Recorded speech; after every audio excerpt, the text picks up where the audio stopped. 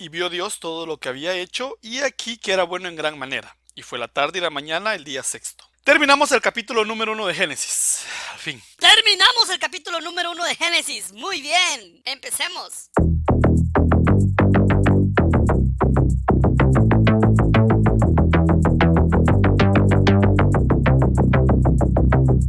Hemos completado el capítulo número 1 del libro de Génesis. Es un capítulo muy especial porque es el primero que nos muestra la Biblia, y dentro del mismo encontramos muchas revelaciones acerca de Dios, su carácter y gran poder. ¿Qué les parece entonces, ya para dar por sentado este capítulo, si damos algunas curiosidades extra? El nombre de Dios se menciona 32 veces en el primer capítulo del libro de Génesis, y en ninguna se hace un intento por demostrar si Dios existe o no. La Biblia inicia dando por sentado la existencia del Creador, y nosotros creemos que es así por la fe, recordando que las cosas invisibles de Él, su eterno poder y deidad, se hacen claramente visibles desde la creación del mundo, siendo entendidas por medio de las cosas hechas, de modo que no tienen excusa alguna. Romanos 1:20. Y también nos debe quedar claro que por Él fueron creadas todas las cosas, las que hay en los cielos y las que hay en la tierra, visibles o invisibles, sean tronos, sean dominios, sean principados, sean potestades. Todo fue creado por medio de Él y para Él. Además, el capítulo número 1 tiene verdades escondidas que no se perciben a simple vista. Por ejemplo, este capítulo rechaza el politeísmo, es decir, un Dios fue el que creó todas las cosas, un solo Dios. Este capítulo también rechazará toda teoría científica que hable acerca de que la materia siempre ha existido, es decir, la materia comienza cuando Dios la crea de la nada. Este capítulo también rechaza el panteísmo, es decir, Dios está antes que todas las cosas y Él no es uno con la materia. La materia es su creación, no es Dios en la materia. Espero haberme dado a entender aquí. Este capítulo rechaza también el fatalismo, es decir, Dios va a actuar siempre en la libertad de su perfecta voluntad. Y bueno, yo creo que con esto ya podemos dar por sentado el estudio del capítulo 1 del libro de Génesis. Yo sé que nos extendimos demasiado. ¿Qué fueron? ¿Por ahí 5 o 6 estudios? Es que es el primer capítulo.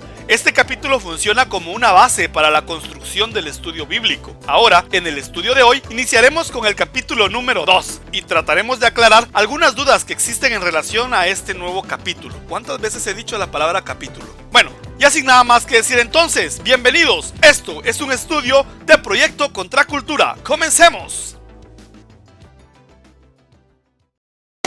Muy bien, sin tanto misterio, el capítulo número 2 del libro de Génesis iniciará exactamente en donde nos deja el capítulo número 1. Es decir, después de haber creado todo lo que existe en un proyecto que duró 6 días, Dios utilizó un día más con un propósito especial. Leamos. Fueron pues acabados los cielos y la tierra, y todo el ejército de ellos. Y acabó Dios en el día séptimo la obra que hizo, y reposó el día séptimo de toda la obra que hizo. Y bendijo Dios al día séptimo, y lo santificó, porque en él reposó de toda la obra que había hecho en la creación. Génesis capítulo 2, verso 1 al 3. Muy bien. Aunque puede sonar un poco infantil esta pregunta, sí es importante hacerla para el inicio del estudio. ¿Por qué Dios descansó luego de hacer su trabajo? ¿Acaso Dios se cansó y fatigó? Luego se sentó a descansar el día séptimo porque toda la semana había trabajado mucho e incluso había metido mucho overtime. La respuesta obviamente es no, y en verdad sería un poco absurdo pensar de esa manera. Dios, luego de haber creado todo y después de 6 días de trabajo, vio su obra y quedó satisfecho. No había nada más que hacer, entonces descansó.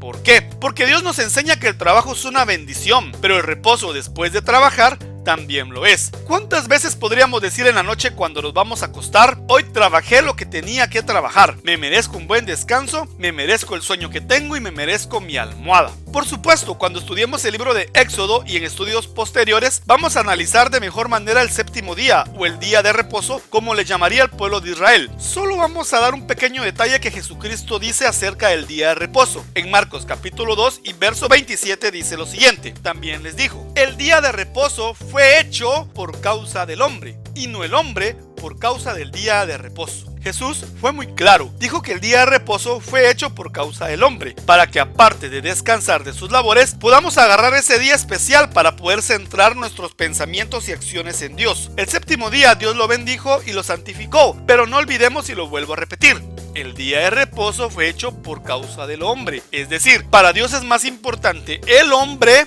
que un día de reposo. Continuamos ahora con el capítulo número 2 y verso 4 del libro de Génesis. Estos son los orígenes de los cielos y de la tierra cuando fueron creados, el día en que el Señor hizo la tierra y los cielos. Muy bien, muchas personas estudiosas han dicho que existe una contradicción en el capítulo número 1 y el capítulo número 2 del libro de Génesis. Y es que al parecer la Biblia nos muestra dos creaciones diferentes. Por ejemplo, en el libro de Génesis nos muestra cómo Dios creó el universo, la tierra, la vegetación, los animales y el hombre. Más o menos en ese orden. Ahora, en el capítulo número 2 de Génesis, aparentemente se crea primero el universo, luego la tierra, luego el hombre, los vegetales y los animales. Un orden totalmente distinto, pero veremos durante todo el capítulo que no existe contradicción. La Biblia jamás se va a contradecir, sino más bien algo que comúnmente vamos a encontrar en la escritura y es parte muy importante de la literatura hebrea. Actualmente, los teólogos lo han nombrado como la ley de la repetición o la ley de la recapitulación. Les vamos a dar algunos ejemplos en este podcast de algunas leyes de recapitulación o leyes de repetición que figuran en la Biblia. Por ejemplo, en los libros de Éxodo, Levíticos y Números, Dios escribe la ley para los israelitas, ¿verdad que sí? Ahora, en el libro de Deuteronomio, Dios repite nuevamente esa ley, pero de manera resumida. ¿Con qué motivo?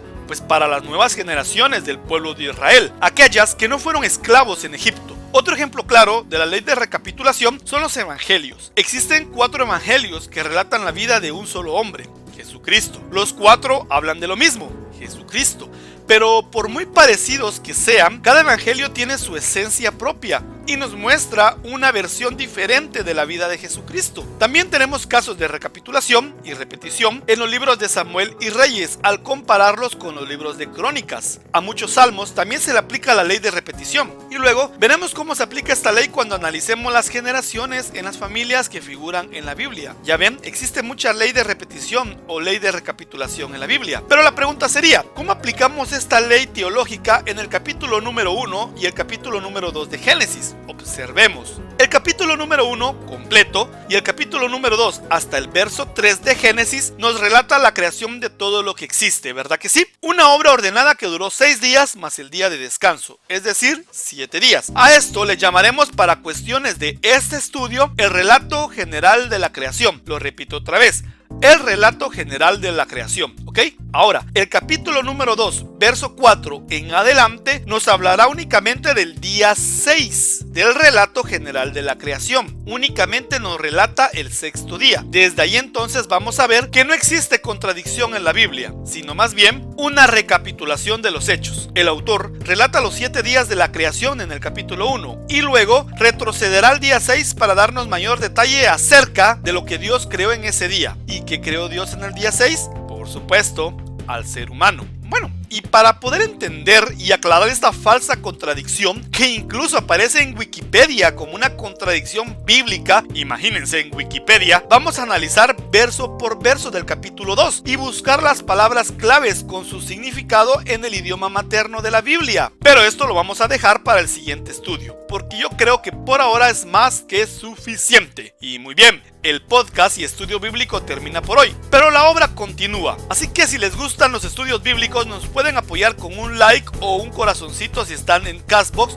o están en iBooks. Y pueden compartirlo con sus amigos y hermanos para que se unan a este nuevo estudio. Compártelo con al menos 3 grupos en tu Facebook, copiando el enlace que vamos a dejar en la descripción del video o del podcast. Además, puedes unirte a nuestro grupo de Facebook. Búscanos como Proyecto Contracultura. Esto es todo por hoy y nos vemos en el próximo estudio. Dios les bendiga.